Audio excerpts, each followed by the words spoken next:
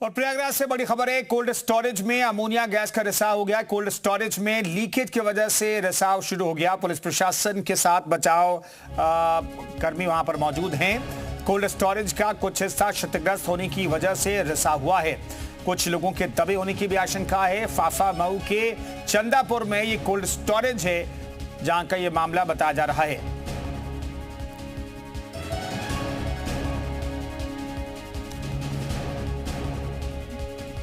मोहम्मद गुफरान हमारे सहयोगी इस खबर पर बातचीत करने के लिए फोन लाइन पर मौजूद हैं। गुफरान, क्या हुआ है और अब क्या स्थिति है वहां पर?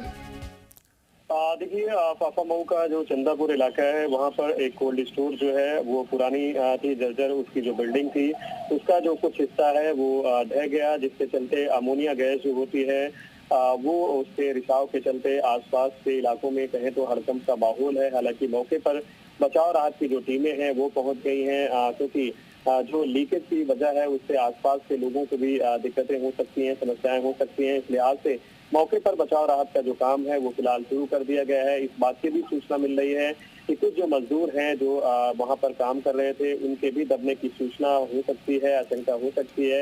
इस तरीके की बातें भी सामने आ रही हैं। हालांकि अभी मौके पर जो है बचाव राहत का जो काम है, जो तमाम टीमें हैं वो उसमें जुटी हुई हैं। अभी फिलहाल कोई आधिकारिक तौर पर ये साफ नहीं हो पाया है कि कोई उसके भीतर दबा भी है, लेकिन इस बात की जो आशंकाएं हैं जताई जा रही हैं। हालांकि मौके पर बचाव राहत का जो काम है, तमाम जो टीमें हैं वो जुटी हुई हैं, क्योंकि जो एक बड़ी बिल्डिंग है। गुफरान, कब ये हादसा हुआ है और आप बता रहे आधिकारिक तौर पर ये जानकारी मिल रही है कि कोई दबा हुआ नहीं, लेकिन फिर भी आशंका बनी हुई है, कुछ लोग इसकी चपेट में आए, घायल भी हुए हैं?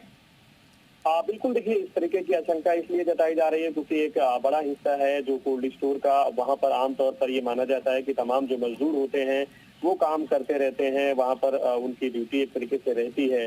तो ये कहा जा रहा है कि जो ड्यूटी पॉइंट पर था उसके दबे होने की सूचना, उसकी आशंका जो है जाहिर की जा रही है। हालांकि अभी किसी तरीके का आधिकारिक बयान इस पर साफ नहीं हो पाया है, सामने नहीं आया है, लेकिन जिस तरीके से एक बड़ा हिस्सा बिल्डिंग का गिरा है उससे न सिर्फ अमोनिया गैस का रिसाव हो रहा है, बल्कि आसपास के जो इलाके हैं वो भी इसकी चपेट में आ सकते हैं। तो इस लिहाज से भी जो एहतियाती कदम है वो प्रशासन की तरफ से, पुलिस की तरफ से उठाए जा रहे हैं और मौके पर बचाव राहत के लिए जो टीमें हैं वो जुटी हुई हैं। कोशिश की जा रही है कि हालात को नियंत्रण में किया जा सके, क्योंकि जो अमोनिया गैस है उससे काफी लंबा एरिया जो है प्रभावित हो सकता है। तो इसलिए तमाम जो कोशिशें हैं वो फिलहाल मौके पर जारी हैं।